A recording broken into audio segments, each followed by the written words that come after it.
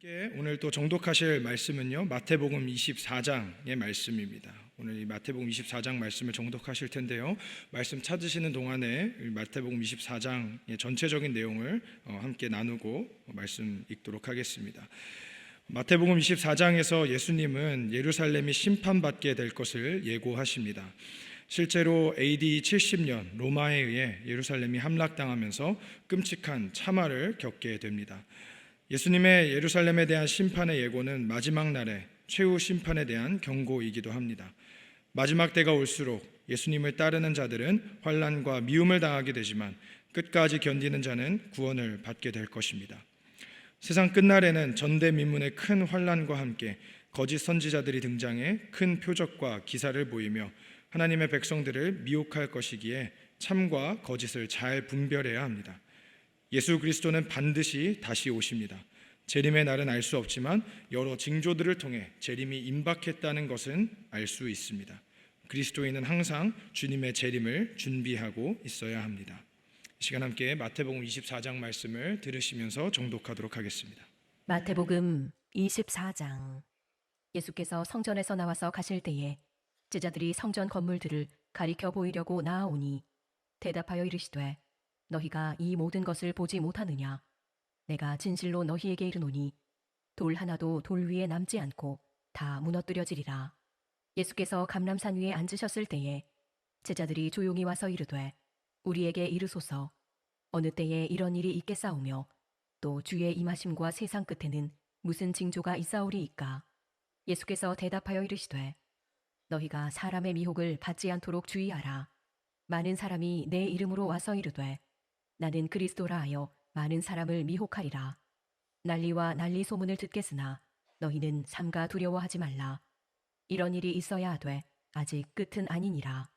민족이 민족을 나라가 나라를 대적하여 일어나겠고 곳곳에 기근과 지진이 있으리니 이 모든 것은 재난의 시작이니라.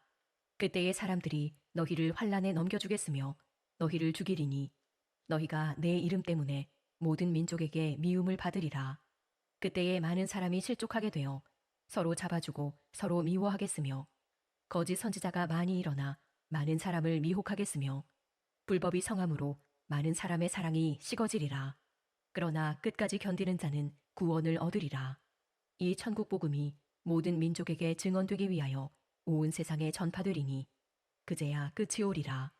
그러므로 너희가 선지자 다니엘이 말한 바 멸망에 가증한 것이 거룩한 곳에 선 것을 보거든 읽는 자는 깨달을진저 그때에 유대에 있는 자들은 산으로 도망할지어다. 지붕 위에 있는 자는 집 안에 있는 물건을 가지러 내려가지 말며 밭에 있는 자는 겉옷을 가지러 뒤로 돌이키지 말지어다. 그날에는 아이벤 자들과 젖먹이는 자들에게 화가 있으리로다. 너희가 도망하는 일이 겨울에나 안식일에 되지 않도록 기도하라. 이는 그때에 큰 환난이 있겠음이라. 창세로부터 지금까지 이런 환난이 없었고 후에도 없으리라. 그 날들을 감하지 아니하면 모든 육체가 구원을 얻지 못할 것이나 그러나 택하신 자들을 위하여 그 날들을 감하시리라. 그때의 사람이 너희에게 말하되 보라 그리스도가 여기 있다 혹은 저기 있다 하여도 믿지 말라. 거짓 그리스도들과 거짓 선지자들이 일어나 큰 표적과 기사를 보여 할 수만 있으면 택하신 자들도 미혹하리라. 보라 내가 너희에게 미리 말하였노라. 그러면 사람들이 너희에게 말하되 보라 그리스도가 광야에 있다 하여도 나가지 말고 보라 골방에 있다 하여도 믿지 말라. 번개가 동편에서 나서 서편까지 번쩍임같이 인자의 임함도 그러하리라. 주검이 있는 곳에는 독수리들이 모일 것이니라. 그날 환난 후에 즉시 해가 어두워지며 달이 빛을 내지 아니하며 별들이 하늘에서 떨어지며 하늘의 권능들이 흔들리리라. 그때에 인자의 징조가 하늘에서 보이겠고 그때에 땅의 모든 족속들이 통곡하며 그들이 인자가 구름을 타고 능력과 큰 영광으로 오는 것을 보리라. 그가 큰 나팔 소리와 함께 천사들을 보내리니 그들이 그의 택하신 자들을 하늘 이 끝에서 저 끝까지 사방에서 모으리라. 무화과 나무의 비유를 배우라. 그 가지가 연하여지고 잎사귀를 내면 여름이 가까운 줄을 아나니 이와 같이 너희도 이 모든 일을 보거든 인자가 가까이 곧 문 앞에 이른 줄 알라. 내가 진실로 너희에게 말하노니 이 세대가 지나가기 전에 이 일이 다 일어나리라. 천지는 없어질지언정 내 말은 없어지지 아니하리라. 그러나 그 날과 그때는 아무도 모르나니 하늘의 천사들도 아들도 모르고 오직 아버지만 아시느니라. 노아의 때와 같이 인자의 임함도 그러하리라. 홍수전에 노아가 방주에 들어가던 날까지 사람들이 먹고 마시고 장가들고 시집가고 있으면서 홍수가 나서 그들을 다 멸하기까지 깨닫지 못하였으니 인자의 임함도 이와 같으리라. 그때에 두 사람이 밭에 있음에 한 사람은 데려가고 한 사람은 버려둠을 당할 것이요 두 여자가 맷돌질을 하고 있음에 한 사람은 데려가고 한 사람은 버려둠을 당할 것이니라. 그러므로 깨어 있으라. 어느 날에 너희 주가 임할는지 너희가 알지 못함이니라. 너희도 아는 바니 만일 집주인이 도둑이 어느 시각에 올 줄을 알았더라면 깨어 있어 그 집을 뚫지 못하게 하였으리라. 이러므로 너희도 준비하고 있으라. 생각하지 않은 때에 인자가 오리라. 충성되고 지혜 있는 종이 되어 주인에게 그 집 사람들을 맡아 때를 따라 양식을 나눠줄 자가 누구냐. 주인이 올 때에 그 종이 이렇게 하는 것을 보면 그 종이 복이 있으리로다. 내가 진실로 너희에게 이르노니 주인이 그의 모든 소유를 그에게 맡기리라. 만일 그 악한 종이 마음에 생각하기를 주인이 더디 오리라 하여 동료들을 때리며 술친구들과 더불어 먹고 마시게 되면 생각하지 않은 날 알지 못하는 시각에 그 종의 주인이 이르러 엄히 때리고 외식하는 자가 받는 벌에 처하리니 거기서 슬피 울며 이를 갈리라. 아멘. 하나님의 말씀입니다. 네, 제 주위에 보면은 두 부류의 사람들을 이렇게 발견하게 되는 것 같습니다. 한 부류의 사람들은 경험해보지 않은 것, 또 가보지 않은 것, 또 먹어보지 않은 것 등 이처럼 뭔가 그 미지의 것들, 또 아직은 불확실한 것들에 도전하기를 좋아하시는 그런 분들이 계시는 반면에, 또 다른 반면에는 또 굉장히 안정적인 것, 또 이미 경험해 본 것, 또 확실한 것에 이렇게 머무르고자 하시는 그런 분들의 사람들도 많이 계시는 것 같습니다. 이처럼 확실한 것과 또 불확실한 것을 대하는 그 마음가짐, 또 성격 등은 사람들마다 물론 다양하고 다를 것입니다. 그런데 성경 말씀도 읽다 보면요, 이 두 가지 부분을 다 동시에 보여주는 것이 아닌가 생각해 봅니다. 어떤 말씀은 배우고 확실한 일에 거하라라는 이런 말씀이 있는 반면에, 또 다른 한편으로는 보지 못하고 믿는 자가 복되도다라는 이런 말씀도 있는 것을 볼 때 이처럼 확실과 불확실을 우리에게 동시에 언급하고 있지 않나 생각해 봅니다. 인간이라면 누구나 다 삶 속에서 이 확실과 불확실의 연속 속에서 또 그 긴장 속에서 살아가는 삶을 살아가게 되죠. 그리고 오늘 본문에서도 우리는 이 확실함과 또 불확실함 사이에 놓여 있는 이 제자들, 또 그리고 저와 여러분들에게 주시는 그 예수님의 말씀을 또한 발견하게 됩니다. 방금 함께 정독하신 이 마태복음 24장의 말씀은 그 분량 자체도 굉장히 방대하지만 그 본문에 담겨있는 성경적인 또 신학적인 의미 역시도 굉장히 방대하고 깊습니다. 그래서 이 아침에 그 모든 그 내용을 다 다룰 수 없기 때문에 저희는 오늘 이 후반부에 해당하는 32절로 51절까지의 말씀을 중심으로 함께 여러분들과 하나님의 말씀의 은혜를 나누기를 원합니다. 하지만 우리가 24장 그 전반부에서 다뤄지고 있는 그 내용과 그 24장 전체에서 어떤 구조로 말씀이 전개되고 있는지를 함께 생각해 봤으면 좋겠는데요.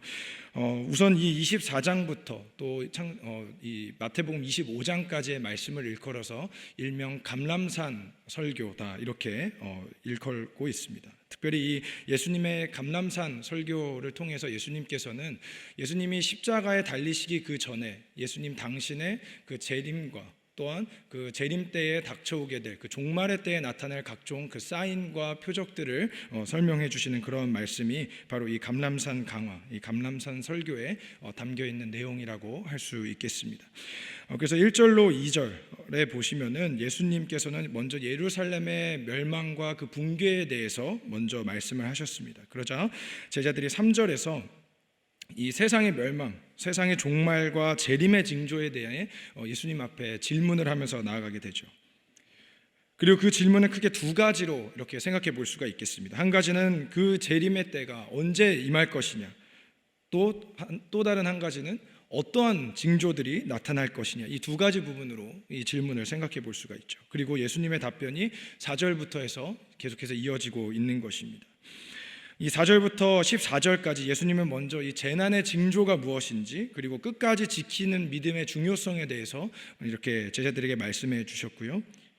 그리고 15절부터 28절까지는 멸망에 가증한 것, 가장 고된, 가장 힘든 그 큰 환난에 대한 언급을 하고 계십니다. 그리고 이 모든 환난이 끝난 후에 29절부터 31절까지의 말씀에 걸쳐서 장차 임하시게 될 예수 그리스도의 재림에 대해서 다시 한번 분명하게 말씀해 주십니다. 그리고 32절로 35절, 저희가 오늘 살펴보게 될 이 후반부 말씀에서 예수님께서는 이 무화과 비유를 통하여서 재림이 확실한 것임에 대해서 분명하게 말씀해 주시고요. 또한 36절로 44절에 걸쳐서는 그 시기는 불확실하다, 그 시기에 또한 불확실성에 대해서 동시에 말씀해 주십니다. 그리고 끝으로 45절로 마지막 51절까지에 걸쳐서는 그 확실과 또 불확실함 사이에, 그 긴장의 사이를 살아가는 그 제자들, 그리고 저와 여러분들이 어떠한 삶으로 살아가야 될지, 특별히 충성된 종으로서 살아가야 할 것을 이렇게 도전하면서 그 말씀을 마무리하고 계시다라는 것이죠. 그래서 이 말씀을 통해서 우리가 이 확실과 또 불확실함 사이에 긴장을 살아가는 저와 여러분들이 기억해야 될 세 가지 영적 도전을 기억하면서 오늘 아침 함께 은혜의 말씀 나누기를 원합니다. 첫 번째로 우리가 기억해야 될 것은 가장 확실한 그 재림의 그날을 바라보면서 우리는 말씀을 붙잡는 삶을 살아야 한다라는 것입니다. 확실한 그날 주님의 말씀을 붙잡으시는 저와 여러분 되시기를 간절히 바랍니다. 본문 32절로 33절 말씀입니다. 우리 성경 보시면서 다시 한번 같이 한번 읽어보겠습니다. 시작. 무화과 나무의 비유를 배우라. 그 가지가 연하여지고 잎사귀를 내면 여름이 가까운 줄 아나니 이와 같이 너희도 이 모든 일을 보거든 인자가 가까이 문 앞에 이른 줄 알라. 이 당시 무화과 나무는 계절의 바뀜을 알 수 있는 가장 명확한 잣대였습니다. 너무나도 분명한 사인이었죠. 어느 누가 보더라도 이 무화과 나무의 그 잎에 그 푸르름을 볼 때에 계절이 변하고 있구나에 대해서 누구나 다 동의할 수 있는 아주 보편적인 자연의 섭리였습니다.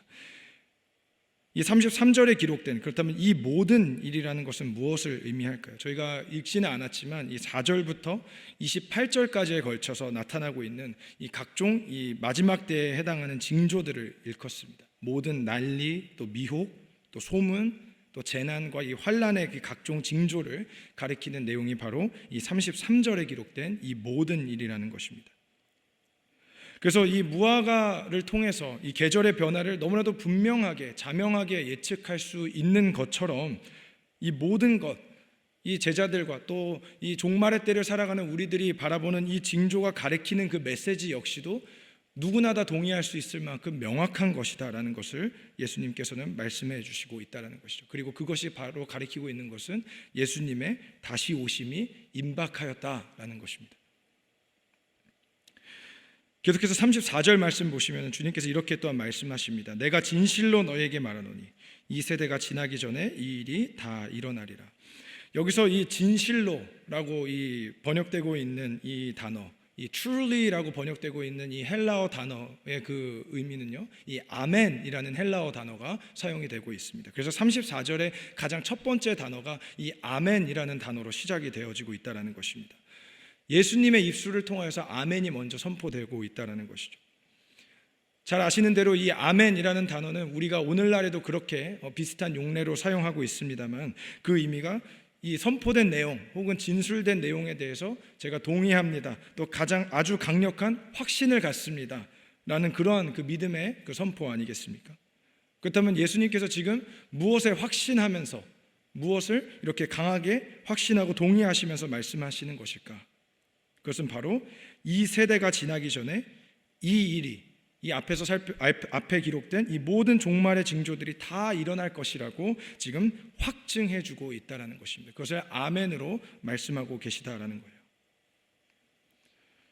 그래서 실제로 그 역사를 우리가 생각해 볼 때에 이 말씀 후에 약 40년 뒤에 이 예루살렘 성전이 멸망하게 됩니다. 파괴되죠.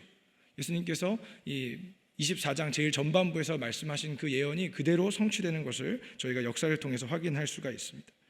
그래서 1차적으로 어떻게 보면 지금 여기서 말하고 있는 이 세대, 예수님께서 이 말씀을 선포하고 계신 이 당시의 세대가 가기 전에 예루살렘이 멸망하게 될 것이라는, 이 예루살렘의 멸망이라는 이 환란을 통해서 그 당시를 살아가는 사람들은 예수님의 그 종말과 재림을 기억하면서 상기하면서 그 시대를 살아가야 했다라는 것입니다.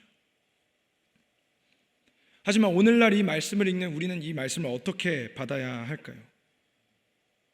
이 예루살렘의 멸망은 그저 이 예수님의 재림 전에 나타나는 각종 그 재난의 모습에 서막에 불과하다라는 것입니다. 당시 시대 사람들이 그 징조와 약속대로 예루살렘 멸망을 통해서 그리스도의 오심을 기억하면서 그 마음 가운데 소망과 믿음을 잃지 않고 살아갔던 것과 마찬가지로 오늘을 살아가는 저와 여러분들은 예수님이 말씀하신 그 종말의 사인들을 통하여서 다시 오실 예수님을 날마다 확인하고 또 확신하며 이 땅을 살아가야 한다라는 것입니다. 그래서 32절로 34절 말씀을 통해서 우리 주님께서 우리에게 주시는 메시지는 주님이 오실 그날이 그저 막연한 어떠한 날, 또 허구 속에 그냥 상상 속에 이루어질 어떠한 날이 아니라 반드시 일어나게 될 사건이라는 것을 말씀을 통해서 보여주고 계시다라는 겁니다. 자, 그렇다면 그 확실한 그 날에 대한 그 믿음의 근거를 우리는 어디서 발견할 수가 있을까요? 우리 35절 말씀입니다. 우리 35절 말씀 같이 한 목소리로 읽어보겠습니다. 천지는 없어질지언정 내 말은 없어지지 아니하리라. 아멘. 여러분, 말씀이 먼저입니까? 천지가 먼저입니까? 말씀이 먼저이죠. 태초에 말씀이 계시니라. 이 말씀이 하나님과 함께 하셨으니 이 말씀이 곧 하나님이시라. 천지가 생기기 그 이미 훨씬 전부터 말씀이 계셨습니다. 그리고 그 말씀이 곧 우리 주 예수 그리스도이시죠. 그분이 곧 말씀이십니다. 그리고 그분이 곧 하나님이시고, 그리고 그 천지를 지으신 그 말씀 되신 그 하나님, 그 예수님께서는 우리가 속한 이 천지, 우리가 살아가고 있는 이 천지가 사라질지라도 영원히 함께 하시겠다고 말씀하고 계십니다. 그런데 우리의 모습은 어떠합니까? 우리는 우리가 속한 이 세상이 영원할 것처럼 생각하며 살아갈 때가 참 많습니다. 우리가 속한 이 땅과 또 하늘과 바다뿐만 아니라 내가 살아가고 있는 이 삶의 터전 역시도 우리에게 영원한 것처럼 느끼면서 살아갈 때가 참 많은 것 같아요. 내 지위, 또 내 직장, 또 내 삶, 또 내 건강과 생명, 또 내 소유 역시도 영원한 것처럼, 영원히 내가 붙잡을 수 있는 것처럼 생각하면서 살아갈 때가 참 많습니다. 그리고 가장 확실한 미래를 위한 준비인 것처럼 그런 것들을 우리가 붙잡고 살아갈 때가 참 많은 것 같습니다. 그래서 우리가 환난이나 또 어려움들을 우리가 만날 때마다, 믿음의 도전대 앞에 설 때마다 우리도 모르게 우리가 먼저 반응하고 있는 것은 바로 그런 유한한 것들을 먼저 쫓아가고자 하는 마음이 아닐까 생각합니다. 그것이 바로 우리가 가지고 있는 인간의 연약한 모습이겠죠. 하지만 우리가 말씀을 통해서 다시 한번 확인할 수 있는 것, 또 다시 한번 우리 스스로 상기해야 할 것은 이 땅에는 그 어떠한 것도 영원한 것이 없다라는 사실입니다. 하늘도 사라지고요, 땅들도 사라질 것입니다. 그리고 그 말씀을 우리는 다시 한번 말씀을 통해서 확인할 수가 있는데요, 계시록 21장에 기록된 말씀입니다. 계시록 21장 1절 말씀 제가 읽어드립니다. 또 내가 새 하늘과 새 땅을 보니 처음 하늘과 처음 땅이 없어졌고 바다도 다시 있지 않더라. 이 말씀을 통해서 우리는 다시 한번 확인할 수 있습니다. 오직 여호와의 말씀만이 가장 확실한 증거요 영원한 것임을 믿으시기 바랍니다. 그렇기 때문에 우리는 환난 중에도 삶의 불확실한 어떠한 대상이 아니라 어떠한 피조된 대상을 우리가 의지할 수가 없다라는 거예요. 그렇기 때문에 우리는 하나님의 말씀에 뿌리 내려서 가장 확실한 그날에 대한 견고한 믿음을 가지고 이 땅을 살아갈 수 있는 저와 여러분 되시기를 주님의 이름으로 축원드립니다. 말씀대로 이 땅에 오셔서 그 말씀대로 모든 약속을 이루시고 죽음과 부활의 그 약속을 이루어주신 그 주님께서는 다시 한번 말씀대로 이 땅 가운데 다시 한번 임하실 것입니다. 그리고 저와 여러분들을 통해서 그 재림의 약속 또한 이루어 주실 그러한 신실하신 주님이심을 다시 한번 믿으시기를 바랍니다. 오늘 본문 말씀을 통해서 우리가 두 번째로 또한 기억해야 될 것은 그 날이 또한 불확실하기 때문에, 언제 임할지 모르는 불확실한 날이기 때문에 우리는 늘 깨어있는 삶을 살아야 한다라는 것입니다. 불확실한 그날 우리는 늘 깨어 있어야 하는 것입니다. 한글 성경에서는 단락 구분이 정확하게 되어 있지는 않지만 영어 성경이나 헬라어 원문 성경을 통해서 볼 때에 36절부터 새로운 단락이 또한 시작되는 것을 볼 수 있습니다. 36절 말씀 다시 한번 보시면은요, 이렇게 기록합니다. 우리 다시 한번 또 같이 읽어보겠습니다. 시작. 그러나 그 날과 그 때는 아무도 모르나니 하늘의 천사들도 아들도 모르고 오직 아버지만 아시느니라. 3절에 기록된 제자들의 질문에서 이 언제에 해당하는 그 질문에 대한 대답일 것입니다. 이 환난의 징조를 통해서 그리스도의 오심이 너무나도 분명하며 또 분명히 임하고 또 가까이 임하고 있다는 것은 우리가 알 수 있지만 그 정확한 시점, 그 때와 시기는 우리가 결코 알 수 없다. 그리고 그것이 감추어져 있다. 불확실한 것이다 라는 것을 우리 주님께서는 우리에게 가르쳐주고 있습니다. 자, 우리가 이 내용을 우리가 이해하기 위해서 우리는 당시 그 유대교 그 결혼 풍습에 대해서 함께 우리가 생각해서 이해해 볼 필요가 있는데요. 당시 유대교 결혼은 크게 두 부분으로 우리가 나누어서 볼 수가 있습니다. 하나는 정혼이라는 부분과 하나는 이제 실제 결혼 예식에 대해서 우리가 생각해 볼 수가 있는데요.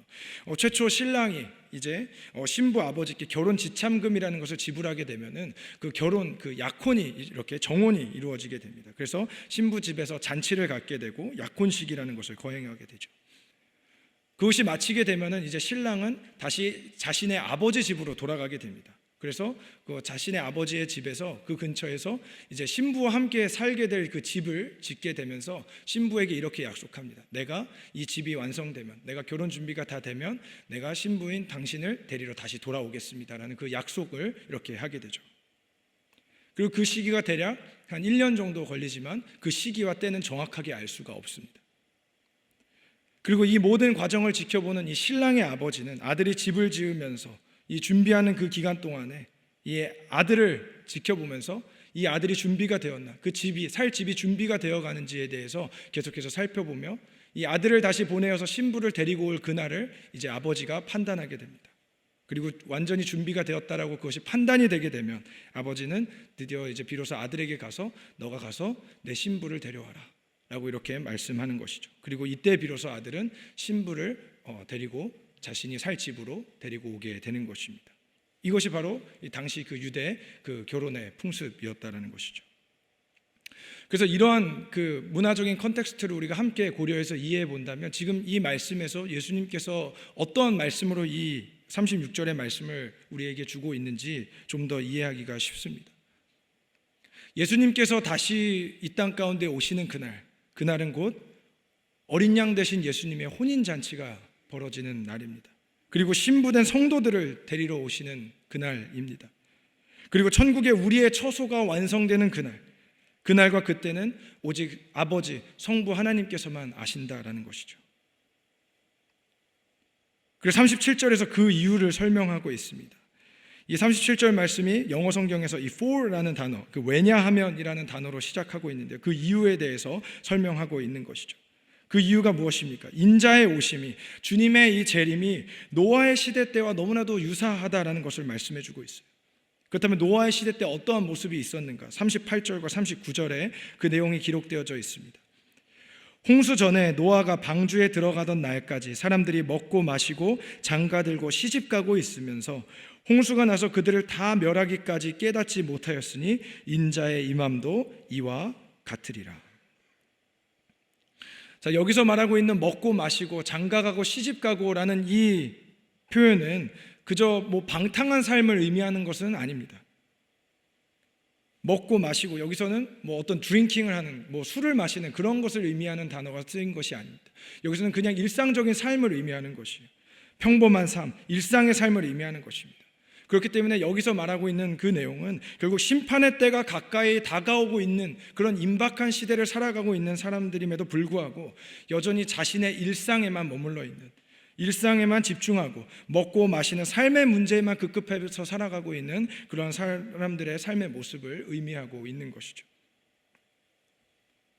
우리는 삶에 주어진 하루를 그저 바쁘게 열심히 살아가고 있다라면 그것이 우리가 잘 사는 것이다, 열심히 사는 것이다 라고 느낄 때가 많은 것 같습니다. 그 김남준 목사님께서 쓰신 이 게으름이라는 책, 아마 많은 분들이 읽어보시지 않았을까 생각하는데요. 그 책에 보면은 다양한 이 게으름의 그 모습에 대해서 정의하고 설명하고 있습니다. 근데 거기서 설명하고 있는 이 게으름 가운데 분주한 상태도 게으름에 속할 수 있다라고 우리에게 경고하고 있습니다. 자, 그런데 어떠한 분주한 상태인가? 하나님 없이 분주한 상태 역시도 우리는 게으름의 상태라고 이 저자는 정의하고 있습니다. 그저 바쁘기만 한 삶이 하나님 앞에서 결코 부지런한 삶이 아니라 오히려 게으른 삶이다라고 이야기하고 있는 것이죠. 왜 그럴까요? 이 바쁨의 원인, 그 바쁨의 근원이 결국엔 자기 사랑에 있기 때문에 그렇습니다. 우리가 하나님 말씀과 하나님과의 영적 교제에 깨어있지 않고 일상의 문제에만 그저 매여서 먹고 마시는 문제에만 날마다 급급해서 자기 애로 살아가게 된다면 그것은 노아의 때와 결코 다르지 않는 삶이다라는 거예요. 그리고 우리 주님의 재림이 바로 이런 지극히 평범한 우리의 일상 가운데 찾아오시다라는 것입니다. 그래서 겉보기에는 똑같이 부지런하게 사는 사람들처럼 보이지만 그 결과는 너무나도 평이하게 다릅니다. 40절로 41절 말씀에 보니까요, 심판의 순간에 서로 다른 운명을 맞이하는 두 사람을 말씀을 통해서 보여주고 있습니다. 밭에 있는 사람들, 또 맷돌질하는 사람들 중에서 한 사람은 데려감을 당하게 되고 또 버려둠을 당하는 사람들도 있습니다. 그래서 42절에서 우리 주님이 뭐라고 말씀하십니까? 42절 말씀입니다. 우리 함께 같이 읽겠습니다. 시작. 그러므로 깨어있으라. 어느 날에 너희 주가 임할는지 너희가 알지 못함이니라. 아멘. 지금 노아의 시대에 심지어 홍수가 터지기 그때까지 그들은 깨닫지 못했다라는 거예요. 몰랐다라는 겁니다. 무지했다라는 거예요. 자, 여러분, 몰랐기 때문에 대비하시겠습니까? 아니면 몰랐기 때문에 그저 내버려 두시겠습니까? 그게 바로 43절에서 44절에 주님께서 또한 도전하시는 내용 아니겠습니까?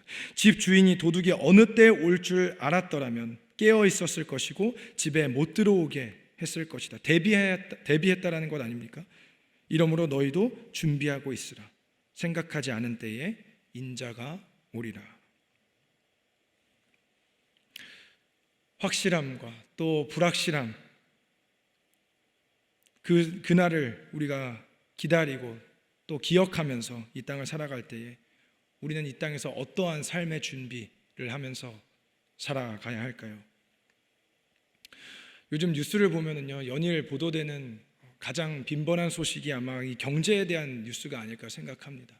뭐 관세랄지 또 생계의 위협, 또 레이오프에 대한 이러한 소식들을 우리가 뉴스를 통해서 너무나도 많이 접하게 되는 것 같습니다. 저희 그 목회자들이 매주 화요일마다 함께 모여서 또 회의를 하면서 이 성도님들, 그 각 오이코스에 속한 성도님들을 우리가 또 함께 품고 기도하는 시간을 갖곤 하는데요. 그때마다 매주 이렇게 보고되는 그 소식 가운데 하나가 바로 이 레이오프 당한 성도님들에 대한 안타까운 소식을 우리가 접하게 됩니다. 예고도 없이 그저 하루아침 사이에 생계가 이렇게 큰 위협을 받는 그러한 소식들을 들을 때마다 목사님들이 참 너무나도 가슴이 아프고 또 그것들도 함께 기도하면서 나아갈 때에 또 한두 주 지나면 또 다시 복직되었다는 또 기쁜 또 그런 소식을 때로는 또 듣게 될 때 또 얼마나 또 감사한지, 또 여전히 그런 고통 가운데 계신 분들을 생각할 때 또 한편으로 여전히 마음이 아픈지 모르겠습니다. 날마다 또 삶과 또 생계를 위해서 늘 애쓰시는 성도님들 가운데 주님께서 주시는 놀라운 평안과 또 위로가 있을 줄로 분명히 믿습니다.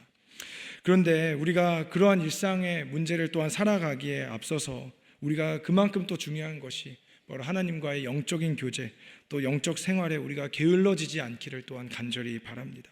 그로 인하여서 우리의 그 삶의 문제 때문에 우리의 영적인 생활이, 우리의 영혼이 메마르지 않기를 간절히 바랍니다. 종말의 때에 이 마지막 때를 살아가는 우리들이 날마다 늘 깨어서 다시 오실 주님께 오직 그분 안에서만 소망을 발견하고 또 영원한 것을 날마다 붙잡으면서 살아갈 수 있기를 주님의 이름으로 축원합니다. 말씀을 통해서 우리가 마지막으로 기억해야 될 것은 이것입니다. 임박한 그날, 오늘 하루를 충성된 종으로서 살아가야 한다라는 것입니다. 마지막 때를 살아가는 우리에게 주시는 우리 주님의 도전은 주인께서 곧 오실 것이기 때문에 충성되고 지혜로운 종으로서 살아가라는 것이죠. 우리 본문 45절로 47절의 말씀입니다. 충성되고 지혜 있는 종이 되어 주인에게 그 집 사람들을 맡아 때를 따라 양식을 나눠줄 자가 누구냐? 주인이 올 때에 그 종이 이렇게 하는 것을 보면 그 종이 복이 있으리로다. 내가 진실로 너희에게 이르노니 주인이 그 모든 소유를 그에게 맡기리라.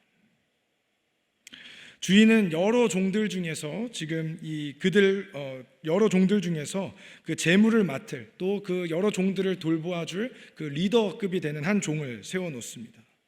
근데 여기서 참 재밌는 것은요, 여기서 이 종을 나타내는 그 단어가 이 두 가지로 이렇게 다르게 사용이 되고 있는 것을 알 수가 있는데요. 첫 번째로 여기서 충성되고 지혜 있는 종이 되라 할 때 이 종은 그 성경에서 가장 많이, 종으로서 가장 많이 번역되고 있는, 혹은 또 노예라는 단어로 번역이 되는 이 둘로스라는 헬라어 단어가 사용이 되고 있습니다. 그리고 그 둘로스, 그 노예, 또 종에게 맡기는 그 집 사람들이라고 일컫는 그 단어는 그 데라페이아라는 그러한 단어가 사용이 되어지고 있는데, 성경에서는 단 4번만 사용되고 있는 단어입니다.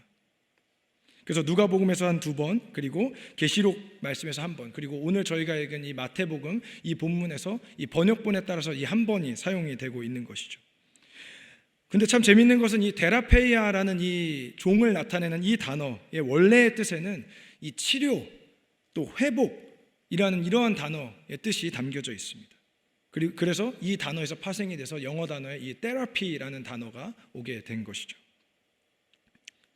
자, 그런데 왜 이 치료라는 뜻에서 비롯된 이 단어가 어떻게 이 종, 또 하인 이러한 단어로 이렇게 그 의미가 확장되게 되었을까를 생각하면서 그 자료를 좀 찾아보니까 이러한 내용이 있었습니다. 이 당시 문화에서 이 치유라는 것은 곧 사랑으로 지극히 돌보고 섬긴다라는 데 그 의미가 담겨져 있습니다.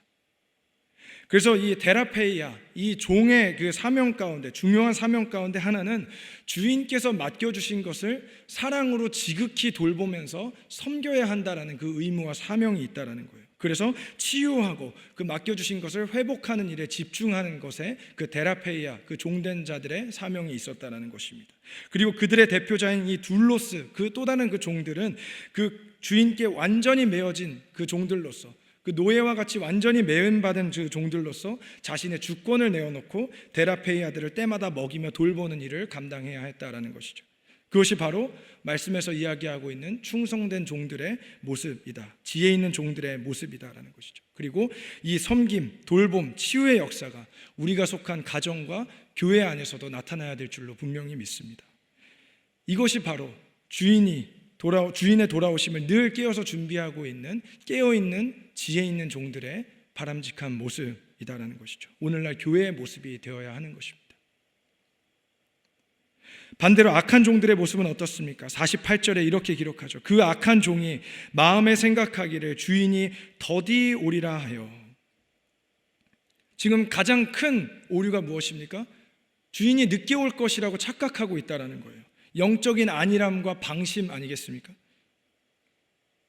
늦게 온다고 생각하니까 어떠한 삶으로 나타납니까? 동료들을 때리고 술 친구들과 더불어 먹고 마시는 모습.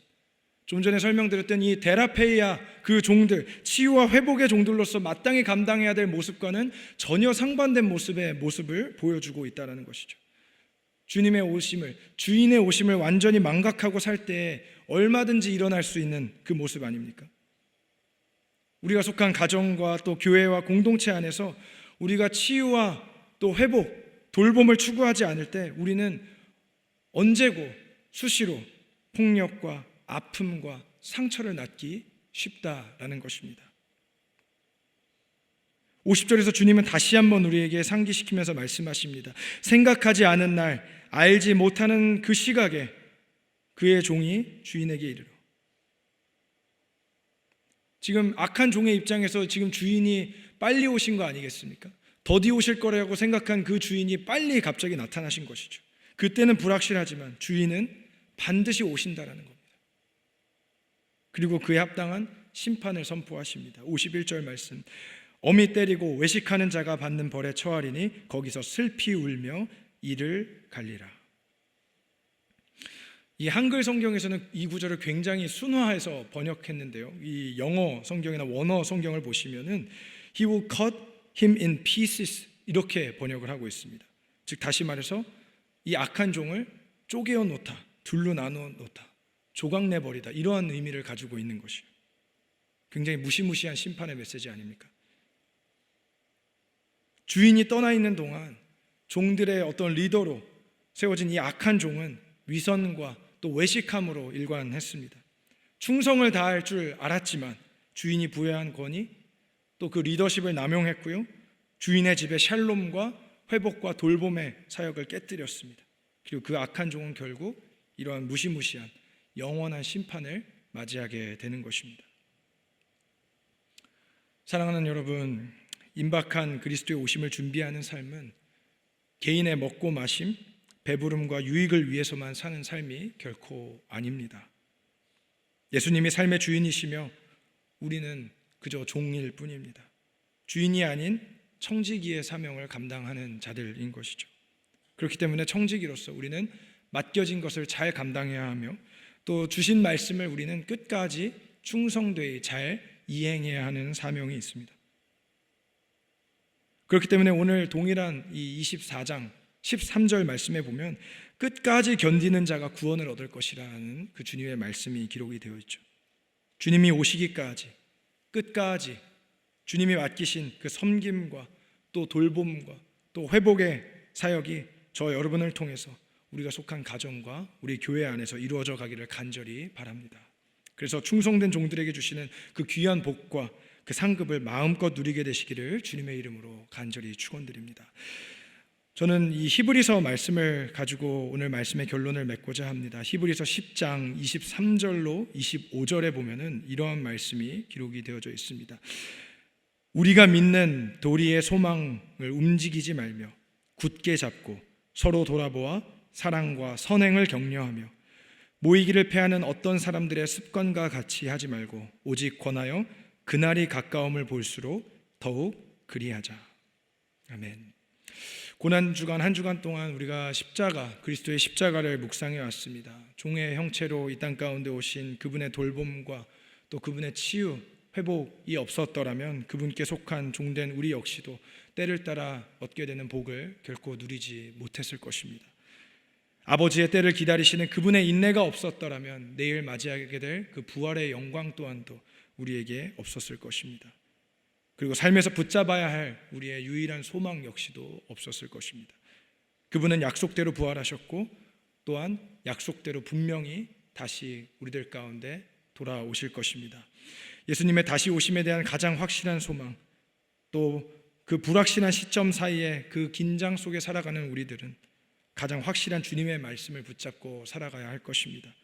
또 매 순간순간 깨어있는 모습으로 준비하면서 살아가야 할 것입니다. 그리고 끝까지 믿음을 지키며 주어진 오늘 하루를 충성을 다하며 사랑과 섬김과 치유와 회복의 사명을 감당하며 살아가시기를 주님의 이름으로 축원드립니다. 시간 함께 말씀 생각하면서 함께 기도하기를 원합니다.